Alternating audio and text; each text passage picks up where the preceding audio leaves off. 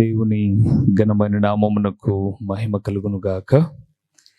మన ప్రభువును రక్షకుడును నైన యేసుక్రీస్తుల వారి యొక్క ప్రశస్తమైన నామమునకే మహిమ, ఘనత, ప్రభావములు యుగ యుగములకు కలుగును గాక. సర్వాధికారి అయిన దేవుడు ఆయనకు గొప్ప కనికరమును బట్టి మరొక శ్రేష్టమైన శుభదినములో దేవుని మాటలు మనము ధ్యానము చేయుటకు దేవుడు మనకు అనుగ్రహించిన ఈ గొప్ప సదవకాశము కొరకై దేవాది దేవునికి మనము ఎంతగానో స్తుతులు చెల్లించబద్దులమై ఉన్నాము. అదే సమయంలో ప్రతి దినము దేవుని వాక్యము ద్వారా ఈ దీన సేవకుని మీ గృహాలలోనికి ఆహ్వానిస్తూ పరలోకపు సంగతులను ధ్యానము చేస్తూ ఉన్నటువంటి దేవుని ప్రియబిడ్డలైన మీ అందరికీ కూడా ప్రభు అయిన యేసుక్రీస్తు పేరిట శుభవందనములు తెలియచేయచ్చు ఉన్నాను. ప్రియులారా, బాగున్నారు కదండి అందరూ? మీ అందరి ఆత్మీయ క్షేమము కొరకై దినదినము ఈ దీన సేవకుని నిలబెడుతున్న సర్వాధికారి అయిన దేవునికి నేను ఎంతగానో కృతజ్ఞతాస్తుతులు చెల్లిస్తూ ఉన్నాను. మహాగణుడైన దేవుడు, మహోన్నతుడైన దేవుడు, నిత్య నివాసి అయిన దేవుడు అమూల్యమైన పరలోకపు మాటలు మనతో మాట్లాడుతూ మనలను పరలోకమునకు ఆహ్వానించాలని నిత్యము వేవేల దేవదూతలు ఎదురు చూస్తూ ఉండగా ఆ ఆహ్వానాన్ని అందుకొనుట కొరకై, ఆ పరలోక ప్రవేశము కొరకయే దినదిన ఈ సందేశములు. ఈ దినమున ప్రభు చెప్పమన్న ఒక అమూల్యమైన విషయము ఏమిటి అనగా, మొదటి ఆశీర్వాదము కంటే అధిక ఆశీర్వాదము ఎలా కలుగుతుంది? ప్రభునందు ప్రియమైన వారలారా, దేవుని నమ్ముకున్నాం ఎందుకు అనంటే, దేవుడు మా జీవితాల్లో చాలా గొప్ప కార్యాలు చేశారండి అని చెప్పుకునే వాళ్ళు ఈ లోకంలో చాలామంది ఉంటారు. అంటే వారు నమ్ముకోవడంలో ఉన్న పరమార్థం ఏంటంటే, భౌతికంగా ఏదో మేలు జరిగాయి, యేసు ప్రభుల వారిని ఆశ్రయించినందుకు, ఆయనను ఆరాధించినందుకు తండ్రి అయిన దేవుడు వారు కోరుకున్నది ఏదో వారికి అనుగ్రహించడం, అది పొలమో, ఇల్లో, స్థలమో, ఉద్యోగమో, ఆరోగ్యమో ఏదో కలుగ చేసినందుకు మేము కృతజ్ఞులమై దేవుని నమ్ముకున్నాం అని అన్నారు. దేవుడు మిమ్మల్ని ఆశీర్వదించాడని నమ్ముకున్నారా అంటే అవును అని చెప్తారు. దినాలు గడిచే కొద్దీ కష్టాల కొలిమిలోనో, శ్రమల ఇరుకు ఇబ్బందులలోనో తల్లడిల్లిపోయి దేవునికి దూరమై బ్రతుకుతూ ఉన్నప్పుడు, ఏంటమ్మా ఎలా ఉన్నారు అని అడిగితే, ఏమున్నాయం లేండి, ప్రారంభంలో దేవుని నమ్ముకున్న దినాల్లో మొదట్లో బాగానే ఉన్నది, కానీ ఇప్పుడు ఏం అడుగుతున్నా ఏం అందట్లేదండి, దేవుడు ఏది ఇవ్వట్లేదండి, అందుకే మేము కూడా కొంచెం విశ్వాసంలో సన్నగిలిపోయామండి అని చెప్పుకునే వాళ్ళు చాలామంది ఉంటారు. ప్రియులారా, క్రైస్తవ జీవితం లేదా ప్రభు యొక్క అడుగుజాడల్లో నడవడం అనేది ప్రారంభిస్తే మనము ముగించవలసి వచ్చేది మన ప్రాణాన్ని ముగించాకనే. అంతవరకు పౌలు భక్తుడు రోమీలకు రాసిన పత్రిక 8వ అధ్యాయము 35 నుంచి 38 వరకు చెప్పిన రీతిగా, శ్రమైనను, హింసైనను, కరువైనను, ఉపద్రవమైనను, ఖడ్గమైనను, అట్టి వస్త్రహీనతైనను, అట్టిది మరి ఏదైనను క్రీస్తు ప్రేమ నుంచి మనలను ఎడబాపు వాడు ఎవడు అని అంటాడు.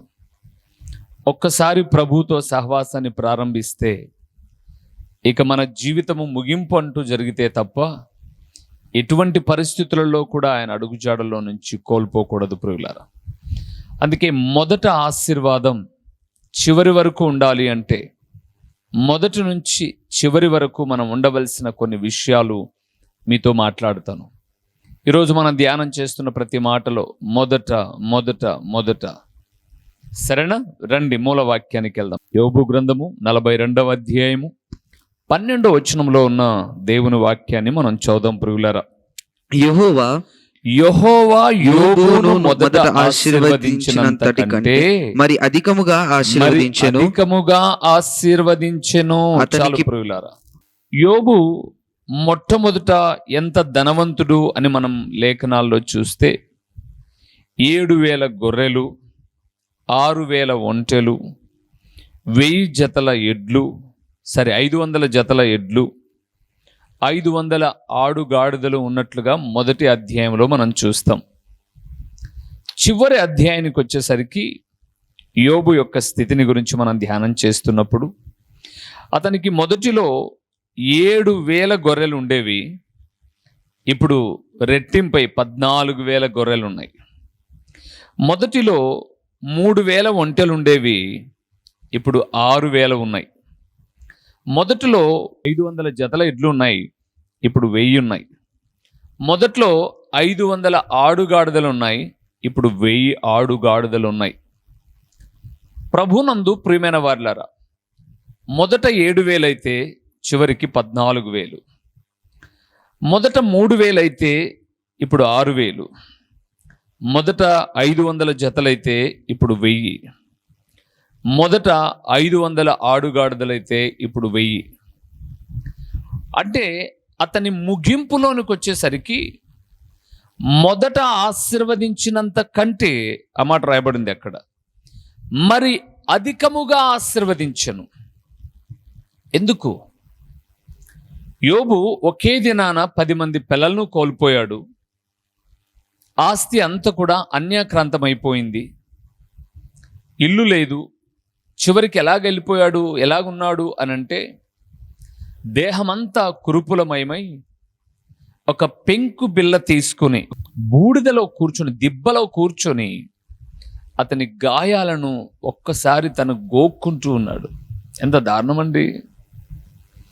భార్య అర్థం చేసుకోలేదు. స్నేహితులు వచ్చి మాట్లాడుతున్నారు, నువ్వు మంచోడు అయితే నీకు ఎందుకురా ఇలాగైంది అని మాట్లాడుతున్నారు. కొన్ని అధ్యాయాల్లో ధ్యానం చేస్తే చూస్తూ ఉన్నప్పుడు యోబు గురించి మాట్లాడుతున్నప్పుడు, నేను ఎవరైనా ఆశారహితంగా ఉంటే వారిని చూసి చిరునవ్వు నవ్వి వారి జీవితాల్లో నేను ఆశలు చిగురింపజేశాను. తల్లి లేని వారికి తల్లిగా, తండ్రిగా అయ్యాను. ఇబ్బందుల్లో ఉన్న వారికి సహకారిగా ఉన్నాను. అలాంటి వారు ఇప్పుడు నన్ను చూసి నవ్వుతున్నారు అన్నాడు యోబు. ఎంత బాధ కదండి! చాలా బాధతో మాట్లాడుతూ వచ్చాడు. అయితే యోబు ఒక మాట అంటాడు, మరణమగు వరకు నేను యథార్థతను వదలను అంటాడు. చాలా నిష్ఠ కలిగిన భక్తుడండి. అందుకే అతని నిష్ఠే అతన్ని చివరికి రెట్టింపైన దీవెనలు, మొదట ఉన్నదానికన్నా రెట్టింపైన ఆశీర్వాదములు కలిగేటట్టుగా కారణమైంది. ఈరోజు మనం మొదట్లో బాగానే ఉన్నాం, కానీ చివరికి వచ్చేసరికి మనం ఎక్కడో విశ్వాసంలో అడుగంటిపోతూ ఉన్నాం. మన అభివృద్ధి వెనక్కి వెళ్ళిపోతూ ఉంది. ఎందుకు అలాగా? అంటే మొదట ఉన్న ఆశీర్వాదము చివరయ్యేసరికి రెట్టింపు కావాలి.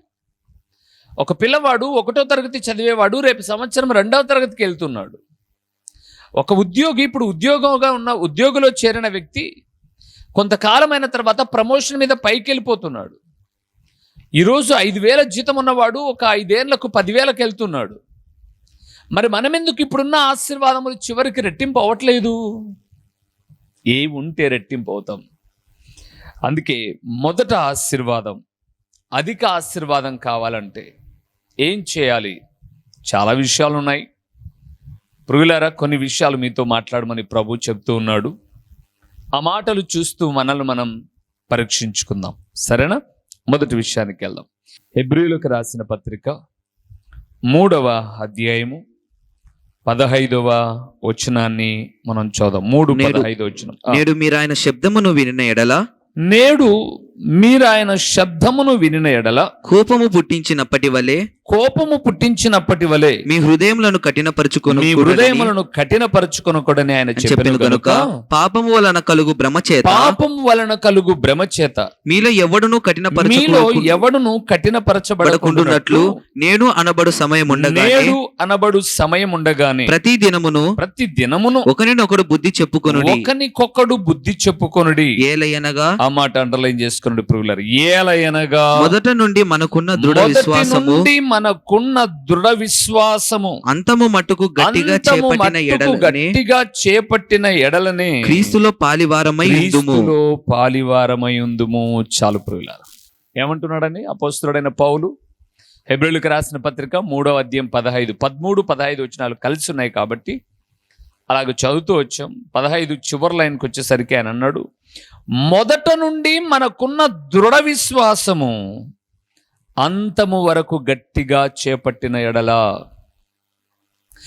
మొదట ఉన్న ఆశీర్వాదములు చివరికి అధికము కావాలంటే ప్రియులారా, మొట్టమొదట మనం చేయవలసిన ప్రాముఖ్యమైన విషయాన్ని చెప్తున్నాడు. మొదట ఉన్న విశ్వాసము చివరి అయ్యేసరికి రెట్టింపు అవ్వాలి. రెట్టింపు అవ్వాలి. ఒక సంఘ కాపరిగా, ఒక దేవుని సేవకుడిగా నాకంటూ ఒక చిన్న స్థానిక దేవుని మందిరములో దేవుని సంఘాన్ని కాసేటటువంటి బాధ్యతను దేవుడిచ్చాడు ప్రియులారా. ఈ స్థానిక సంఘములో నేను గమనిస్తూ ఉన్నాను విశ్వాసుల విశ్వాసమును. ప్రారంభ విశ్వాసము, కొన్ని దినాలైన తర్వాత విశ్వాసము. ఒక యవన బిడ్డ నా దగ్గరకు వచ్చింది, అంకుల్, యేసు ప్రభుల వారిని నా సురక్షకునిగా నేను అంగీకరిస్తూ ఉన్నాను, ఆయనను నా హృదయంలో ప్రతిష్ఠించుకొని ఆయన కొరకై బ్రతకాలని తీర్మానించుకున్నాను నేను, నాకు బాప్టిజం ఇవ్వండి అంకుల్ అని వచ్చింది. చాలా దినాల క్రితం, అంటే 2023 2022లో నేను చెప్పాను, అమ్మ తప్పకుండా కొంత ఓపిక కలిగి ఉండు.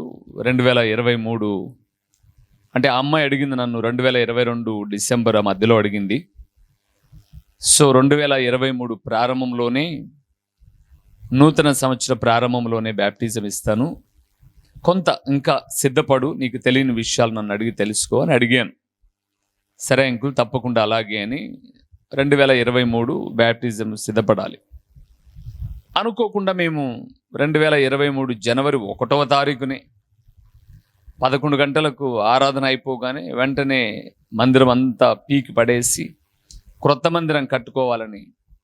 సో ఏమనుకోమాకండి, బయట ఎక్కడైనా మనం బ్యాప్టిజానికి నీళ్లు పారే చోటుకు వెళ్దాం, లేదంటే మీరు కొంచెం ఓపిక కలిగి ఉంటే మందిరాన్ని కట్టుకున్న తర్వాత నూతన మందిరంలో ఇద్దాం అని చెప్పాను.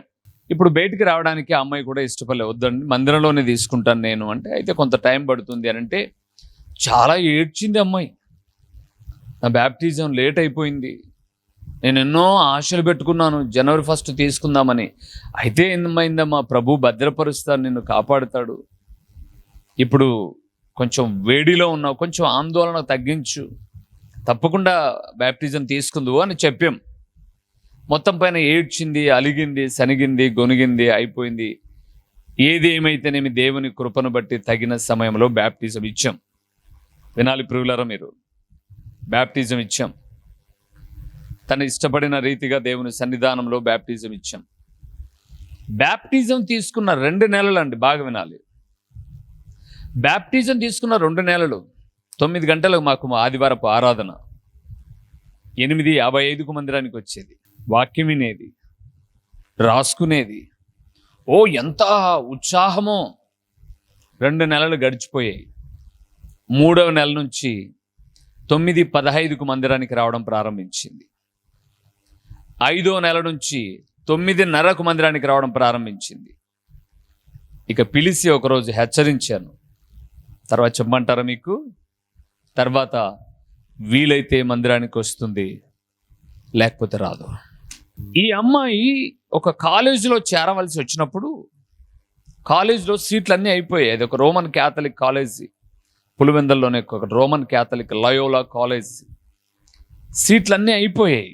ఈ అమ్మాయి బాగా ఏడ్చింది వచ్చి, నేను పాలిటెక్నికల్ చేద్దామంటే సీట్లు అయిపోయాయి, మొత్తం పైన వాళ్ళతో వీళ్ళతో చెప్పిస్తే వేరే సీట్ ఇచ్చారు, కానీ నాకు అది ఇష్టం లేదు, అంటే ఆ గ్రూప్ నాకు ఇష్టం లేదు పాలిటెక్నికల్లో, నేను పలాని సబ్జెక్ట్ తీసుకోవాలంటే నాకు అవసరం లేని సబ్జెక్ట్ ఉంది అని అంటే, ఆ కాలేజీలో నాకు తెలిసిన ఒక మంచి విశ్వాసం ఉంటే ఆయనకు ఫోన్ చేశాను, అయ్యా పేదవాళ్ళు, దేవుని ప్రేమను రుచి ఎరిగిన వారు, ఈ బిడ్డకి ఇస్తే మీరు మేలు చేసిన వాళ్ళు అవుతారు అని నేను కూడా అడిగాను. వాళ్ళు నన్ను గౌరవించి సేవకునిగా ఏం చేశారో ఏంటో తెలియదు, మేనేజ్మెంట్ కోటాలో ఎలాగుండిందో ఏమో నాకు తెలియదు, కానీ మిమ్మల్ని గౌరవించింది మేము ఇస్తాం, ఆ అమ్మాయిని పంపించండి. పంపిస్తే ఆ అమ్మాయి కోరుకున్న సీటు అమ్మాయికి ఇచ్చారు. ఆ కోరుకున్న సీటు తీసుకున్న అమ్మాయి, దేవుడు నన్ను ఎంతగానో మేలు చేశాడు, నేను రక్షించబడాలి అని బాప్టిజం తీసుకొని ఈరోజు మందిరానికి వీలైతే వస్తుంది, లేకపోతే రాదు. సేవకురాలను నేను అడగమన్నాను, ఒకసారి హెచ్చరించు అమ్మాయిని, ఎందుకంటే ఆడపిల్లలతో స్త్రీలే మాట్లాడితే బాగుంటుంది, సమస్య ఏంటో కనుక్కో. విశ్వాసమందు సన్నగిలిపోతున్నారు అంటే ఈరోజు ప్రభునందు ప్రియులారా మొదట ఉన్న విశ్వాసము లేదు. ఇలాగ ఒక్కరినే చెప్పాను నేను, చాలామంది ఉన్నారండి. ఇంకొక ఆమె అయితే నేను బ్యాప్టిజం తీసుకుంటానో అని తెగ ఉపలాట పడతా వచ్చింది. ఆ అమ్మాయి మందిరానికే రాదు. పొరపాటుగా దేవుని వాక్యములు ఏదైనా గద్దించామనుకోండి, ఆయన నన్ను గద్దించాడు పాస్టర్ గారు, నాకే తగిలింది ఆ మాటలు, నేను రాను మందిరానికి అని చెప్తుంది వాళ్ళ భర్తతో. వీళ్ళ జీవితాలు ఎలాగున్నాయో చెప్పమంటారండి? మొదట ఉన్న ఆశీర్వాదము చివరి వరకు కాదు ప్రియులారా, బహుదయనీయమైన స్థితిలో బ్రతుకుతున్నారు అంతే, ఆశీర్వాదకరముగా బ్రతకడం లేదు. అందుకే నేను జ్ఞాపకం చేస్తున్నాను దేవుని వాక్యమును బట్టి, యోబులో మొదట ఉన్న ఆశీర్వాదం చివరికి రెట్టింపవడానికి కారణం ఏంటంటే, దేవుని మీద మొదట ఎంత నమ్మకం ఉందో, వ్యాధిలో బాధలో పిల్లలు కోల్పోయినప్పుడు, స్నేహితులు వచ్చి మాట్లాడుతున్నప్పుడు, ఊర్లో తనకన్నా బలహీనులైన వారు నవ్వుతూ ఉన్నప్పుడు, హేళన చేస్తూ ఉన్నప్పుడు విశ్వాసాన్ని కోల్పోలపురుగులారా. పిల్లలను కోల్పోయాడు యోబు, ఆస్తిని కోల్పోయాడు యోబు, స్నేహితుల సహవాసాన్ని కోల్పోయాడు యోబు విశ్వాసాన్ని కోల్పోలా. గుర్తుపెట్టుకోండి. ఈరోజు ఈ మాట వింటున్న దేవుని కుమారుడా, నీ విశ్వాసము దేవుని నమ్మిన తొలి దినాలతో పోల్చుకుంటే ఈరోజు ఎలాగుంది? ఒకప్పుడు విసనగరతో విసురుకున్నాం. దేవుడు జ్ఞానాన్ని ఇచ్చి మనుషులకు ఫ్యాన్ను కనుగొన్నాడు, కూలర్లు వచ్చాయి, ఏసీలు వచ్చాయి, సౌకర్యవంతమైన జీవితంలో మెరుగుపడ్డాయన్నీ. కానీ విశ్వాసములో మెరుగుపడ్డం లేదు. శిష్యులు అడుగుతారు ప్రియులారా యేసు ప్రభుల వారిని, ఏం కావాలి మీకు అని శిష్యులను యేసు ప్రభుల వారు అడుగుతుంటే, మా విశ్వాసమును వృద్ధి పొందించుము అని అడిగారు 17వ అధ్యాయంలో.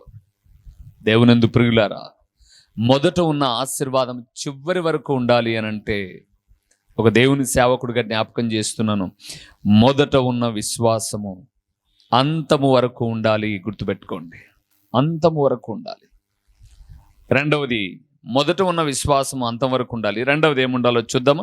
ఇక్కడ హెబ్రీయులకు రాసిన పత్రికకి వెళ్దాం. 6వ అధ్యాయము 11వ వచనము. మీరు మందులు కాక, మీరు మందులు కాక, 11, 12 కలిసి ఉన్నాయి, చదువుకుంటున్నాం. మీరు మందులు కాక విశ్వాసము చేతను ఓర్పు చేతను వాగ్దానములను స్వతంత్రించుకుని వారిని పోలి నడుచుకున్నట్లుగా మీలో ప్రతివాడును మీ నిరీక్షణ పరిపూర్ణమగు నిమిత్తము మీరు ఇది వరకు కనపరిచిన ఆసక్తిని తుదమట్టుకు కనపరచవలని అపేక్షించుచున్నాము. చాలు ప్రియులారా, మొదట ఉన్న ఆసక్తి చివరి వరకు ఉండాలి ప్రియులారా. ఒక దీన సేవకుడుగా నేను నన్ను జ్ఞాపకం చేస్తాను ప్రియులారా. నన్ను ఎవరైనా ఏదైనా ప్రేయర్కు పిలిచారనుకోండి, 6 గంటలకు ప్రార్థన అనంటే 5:45 వాళ్ళ ఇంటికి వెళ్ళిపోతాను. మేము ఇంకా సిద్ధపడలేదన్నా అని అంటారు. 6కు అని చెప్పారుగా మీరు, అదే 6కు అనుకున్నాం కానీ ఇంకా కొంత సిద్ధపడలేదు. 5:45కి వెళ్ళాను అంటే 7:30 వరకు వాళ్ళ ఇంట్లో ఊర కూర్చోబెడతాను. నేనేం బైబిల్ చదువుకుంటూ ఉంటాను. నేను ఇంటికి వెళ్ళిన తర్వాత 7 గంటలకు 7:30కు అప్పుడు ఒక్కొక్కరు స్నానాలు చేసి వచ్చి ప్రార్థన కూర్చుంటారు. మందిరానికి ప్రియులారా, రక్షించబడిన విశ్వాసులు ప్రారంభంలో 9కే వచ్చి కూర్చునేవాళ్ళు, ఇప్పుడు వాళ్ళు వీలును బట్టి వస్తారు. నేను రక్షించబడిన నాటి నుంచి నేటి వరకు అండి ఆరాధనకు ఎప్పుడు అర్ధగంట ముందు ఉంటాను ప్రియులారా. ఎవ్వరు ఉండరు మందిరంలో. వచ్చి మోకరించి ప్రభు సహవాసాన్ని కోరతాను. నేను ఏం మాట్లాడాలో, ఎవరిని ఎలా హెచ్చరించాలో, ఆత్మదేవా నన్ను దర్శించు అని. నేను ఏం జ్ఞాపకం చేస్తున్నానంటే, ఆసక్తి మొదట ఉన్నది, చివరి వరకు ఉండాలి ప్రియులారా. అందుకే అపోస్తలుడైన పౌలు కొరింథీయులకు రాసిన మొదటి పత్రిక 15:58 అంటాడు, కాగా ప్రభునందు నా ప్రియ సహోదరులారా, ప్రభునందు మీ ప్రయాస వ్యర్థము కాదని ఎరిగి స్థిరులను కదలని వారును ప్రభువు కార్యాభివృద్ధి యందు ఎప్పటికీ ఆసక్తులనై ఉండుడి అంటాడు 15:58 వచనంలో. ఆసక్తి అనేది అప్పుడప్పుడు ఉండాల్సింది కాదు ప్రియులారా, ఎప్పుడు. అందుకే ఇక్కడ పౌలు భక్తుడు అంటున్నాడు, మీరు ఇది వరకు కనపరిచిన ఆసక్తిని తుద్దమట్టుకు, చివరి వరకు, చచ్చిపోయేంత వరకు, జీవిత అంతము వరకు, ఇలాగ మాట్లాడుతున్నానని మరో విధంగా అనుకోమాకండి, ఆసక్తిని జీవిత అంతము వరకు కొనసాగించాలి ప్రియులారా. ఈరోజు చాలా మంది జీవితాలలో ఆసక్తి విషయంలో వెనకబడిపోతూ ఉన్నారు. అందుకే అక్కడ అన్నాడు చూడండి, మీరు మందులు కాక సోమరులు కాగాకండి, దేవుని పని విషయమై ఆసక్తి కలిగి ఉండండి. మీరు ప్రభునందు ప్రియులారా, రక్షించబడిన తొలి దినాల్లో ఏ వైరాగ్యం అయితే ఉందో, రక్షించబడిన తరువాత సేవకొచ్చిన తొలి దినాల్లో ఏ ఆసక్తి అయితే ఉందో, ఈ రోజు వరకు అండి అదే ఆసక్తి ప్రియులారా. ఎందుకండి ఈ వాక్యం వింటున్నారు మీరు? 4 సంవత్సరాల నుంచి దేవుని వాక్యం ప్రకటిస్తున్నాను నిరంతరము టీవీలో. ఏ రోజైనా ఆసక్తిని కోల్పోయినట్టుగా మీకు కనపడిందా? ఎప్పటికీ అప్పుడు దేవుని సందేశాలను మెరుగుపరుచుకుంటూ, నన్ను మరుగు చేసుకుంటూ, ఆసక్తి విషయంలో మాంద్యులు కాక ఆత్మయందు తీవ్రత కలిగిన వారమై ముందుకెళ్తున్నాను ప్రియులారా. ఒక దేవుని సేవకుడిగా జ్ఞాపకం చేస్తున్నాను, మొదటి నుంచి చివరి వరకు విశ్వాసం వెనక్కి వెళ్ళిపోకూడదు, మొదటి నుంచి చివరి వరకు ఆసక్తిని కోల్పోకూడదు. చాలా విషయాలు ఉన్నాయి, ఎందుకో సమయం వేగంగా వెళ్ళిపోతుంది. ఇంకో మాట చెప్పమంటారా మీకు? ప్రకటన గ్రంథానికి వెళ్దాం ప్రియులారా. 2వ అధ్యాయము 4వ వచనాన్ని మనం చదువుకుందాం. అయినను మొదట నీకుండిన ప్రేమను నీవు వదిలితివని నేను నీ మీద తప్పు ఒకటి మోపవలసి ఉన్నది. చాలు ప్రియులారా. 3వదండి, మొదట ఉన్న ప్రేమ చివరి వరకు.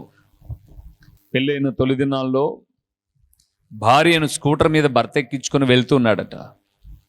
భార్యను అన్నాడట, ఏమేవ్ జారి పడిపోతావే, నన్ను గట్టిగా పట్టుకో, బండి మీద వెనకలు జారిపోతావు అన్నాడట. ఒక 6 నెలలు గడిచిన తర్వాత భర్త అంటున్నాడట, భార్య వెనకలు కూర్చుంటే కొంచెం దూరంగా జరుగు, షర్టు ఇస్త్రీ మడతలు పోతాయన్నాడట. ప్రేమ లోపిస్తూ ఉంది. దేవుని ప్రేమించే భక్తులు ఏమంటారో తెలుసా? దేవుని కొరకు మేము చావనైనా చేస్తామన్నా. వద్దు, అంత అబద్ధపు మాటలు. నేను ఎరుగుదు ప్రియులార విశ్వాసం. దేవుని కొరకు మేము చావనైనా చేస్తాం. చావడం కాదు, ఎవరైనా చంపుతారు, ఏం పర్లేదు. ఈరోజు అలాగ తయారైపోయారు ప్రియులారా. దేవుని ప్రేమించే విషయంలో లాభం కలిగితేనే దేవుని ప్రేమిస్తూ ఉన్నారు.